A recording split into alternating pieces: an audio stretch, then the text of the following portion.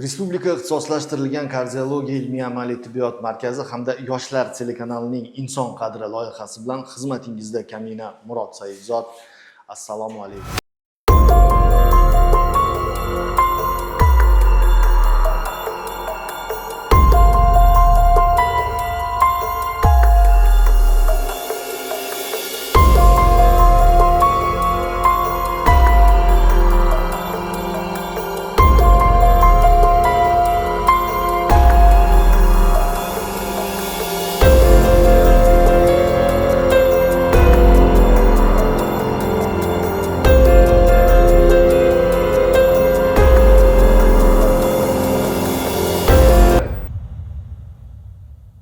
Respublika ixtisoslashtirilgan kardiologiya ilmiy-amaliy tibbiyot markazi hamda Yoshlar telekanalining Inson qadri loyihasi bilan xizmatingizda Kamina Murod Saidzod. Assalomu alaykum. Inson qadri loyihasi doirasida hamyurtlarimizdan murojaatlar kela boshladi va kardiologiya sohasiga doir bo'lgan hamyurtlarimizning o'zgacha savollari bor va kasalliklar bo'yicha bizlarga o'z murojaatlarini yo'llashmoqda. Bugun Respublika ixtisoslashtirilgan kardiologiya ilmiy-amaliy tibbiyot markazi mutaxassislari yana navbatdagi xalqaro hamkorlikdagi jarrohlik amaliyotini amalga oshiradilar. Mazkur amaliyot Germaniya davlatidan kelgan kardioxirurglar bilan birgalikda amalga oshiriladi. Demak, inson qadri loyihasi doirasida siz yuqori texnologik, kam invaziv bo'lgan jarrohlik amaliyotini kuzatib borishingiz mumkin. Qiziqarli lavhalar hali oldinda. Bizni kuzatib boring.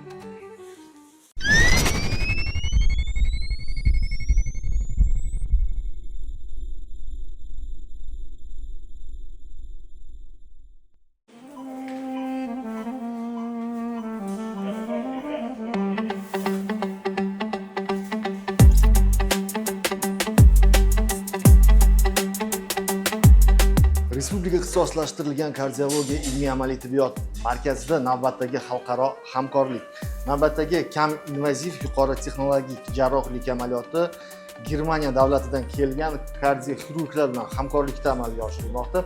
Mazkur amaliyot aytaylik 2 yoki 3 soat davom etishi ko'zda tutilmoqda. Bu ham vaziyatga qarab shifokorlar, mutaxassislar kelib chiqadi. Albatta, mana shunday jarrohlik amaliyotlarini faqatgina inson qadri loyihasi orqali kuzatib borishingiz mumkin. Demak, jarrohlik amaliyotlari haqida batafsil mutaxassisning o'zlariga yuzlanamiz. Bemorimiz bo'lmachilik hilpirashi, paroksimal turi bilan og'rigan, yoshlari 51 yoshdalar. Ko'p yillardan beri o'sha aritmiya bo'lganligi sababli bizga murojaat qildi. Biz tekshiruv jarayonida bu kishida bo'lmachilik hilpirashi, paroksimal turi degan aritmiya, yurak aritmiyasini tashxisladik va bu kishiga mana shu kateterli ablatsiya muolajasini o'tkazishni tavsiya etdik. Bu kishi rozi bo'ldilar. Mana bugun o'sha muolajani o'tkazyapmiz.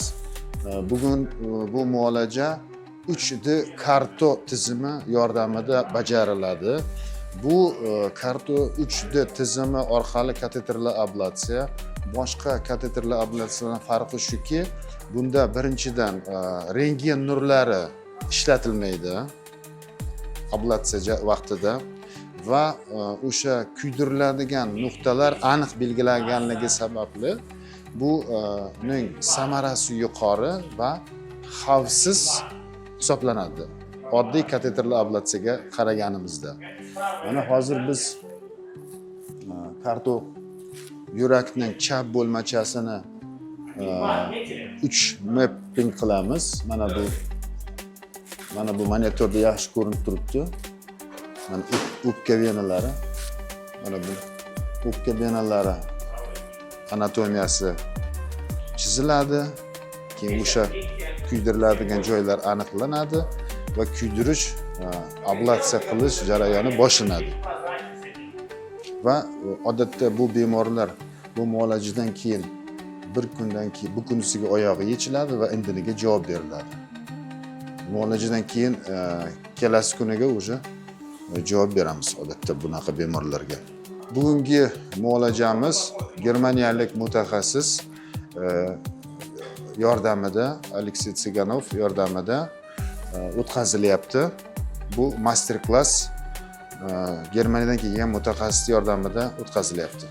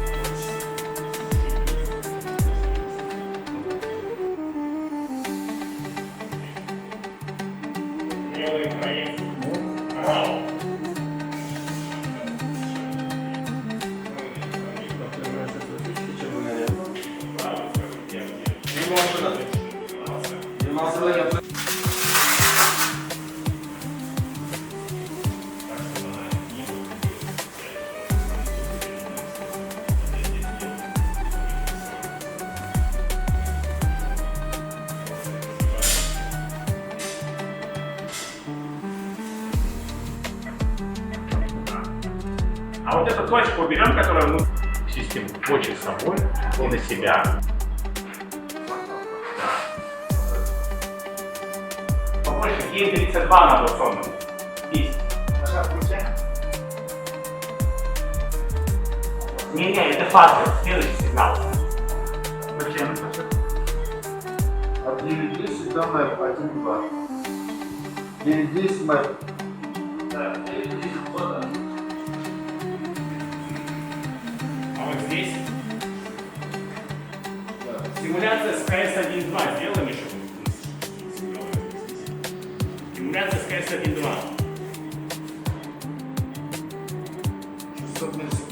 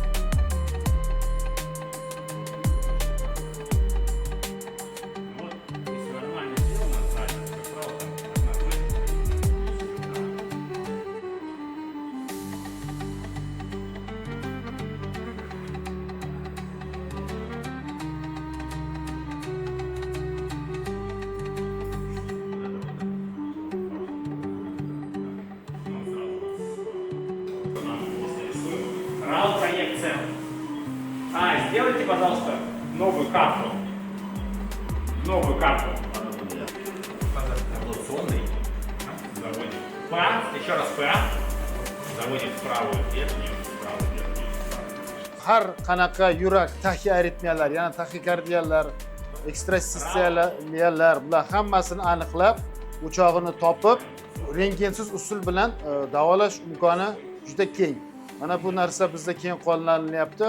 Bundan tashqari bizda boshqa bradiaritmiyalar, yurak yetishmovchiligidagi CRT muolajasidan o'tkazish va birlamchi va ikkilamchi yurak o'limi profilaktikasi uchun kardioverter defibrilyator implantatsiyalari, har xil kateterli radioto'lqinli ablatsiyalar va bo'lmachilar hilpirashida krioablatsiya usuli ham keng qo'llanilmoqda. Bu narsalar, bu muolajalar xalqimizning sog'lig'ini mustahkamlashga, har xil kasalliklar asoratli darajasi kelib chiqadigan yurak aritmiyalarini davolashda juda katta yordam beradi. Xavfsiz, samarasi yuqori, bular hammasi shunaqa usullar.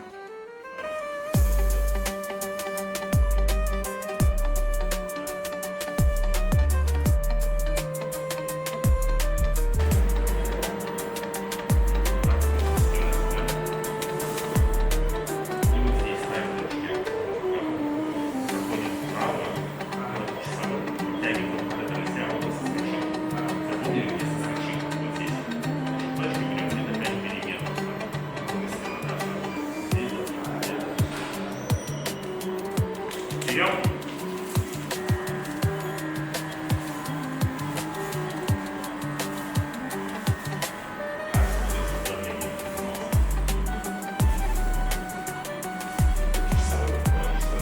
вот здесь аптек.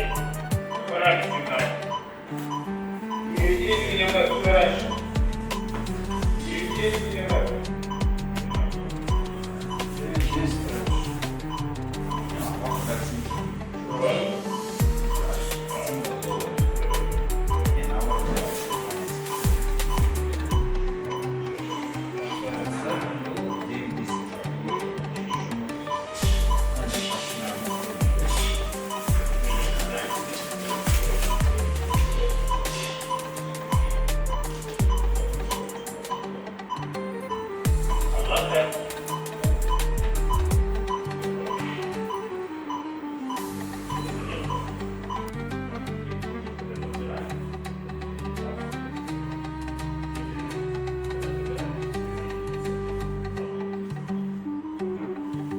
Так, 9-10, пока на месте. Вот сюда, да. Ну, покажи флешку, да. Сделай так флешку. И сколько от стимула до 9-10? До 9-10. Сколько?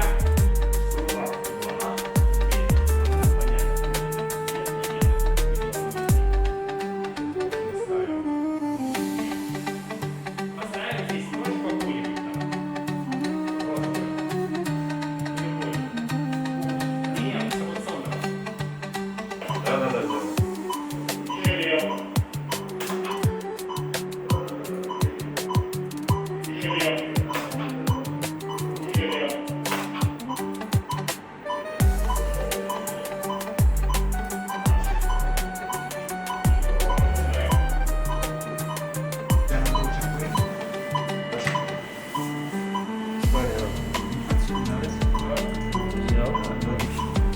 Стимул, да? Стимул. Стимул.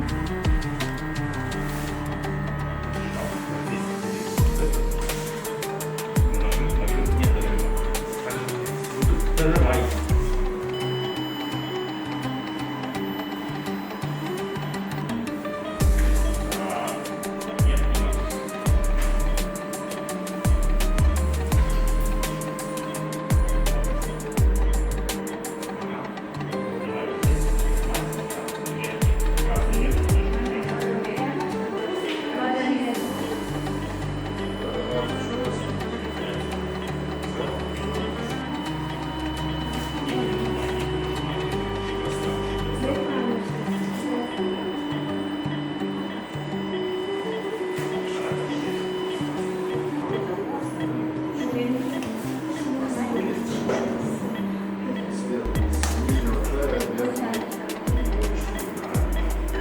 Ну, а обычно если ампулы изолируются, да, если вы изолируете того этого, как и не здесь этот проточек, он сразу все распадается. То есть это проще сделать.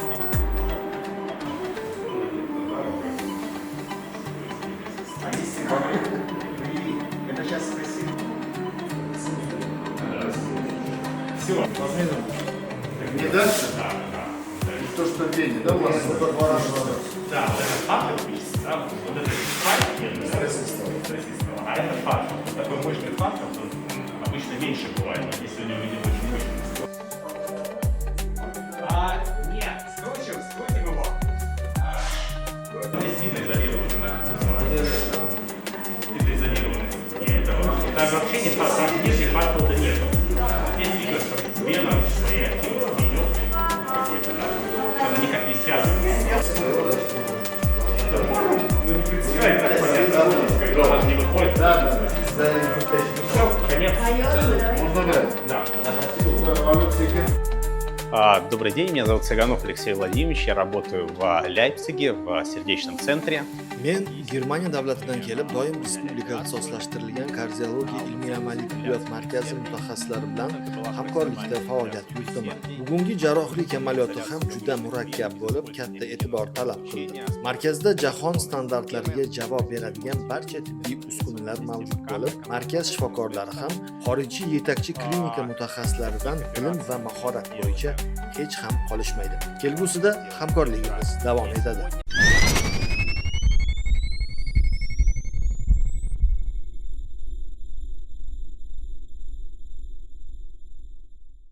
Respublika ixtisoslashtirilgan kardiologiya ilmiy amaliy tibbiyot markazida amalga oshirilgan navbatdagi muvaffaqiyatli jarrohlik amaliyoti o'z yakunini topdi.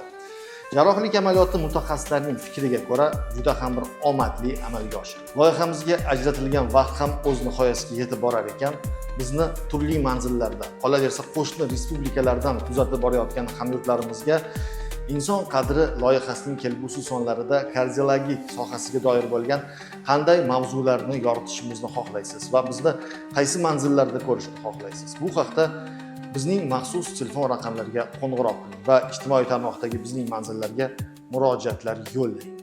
Xizmatingizda Kamina Murod Saidzood bo'ldi. Yaxshilikda ko'rishguncha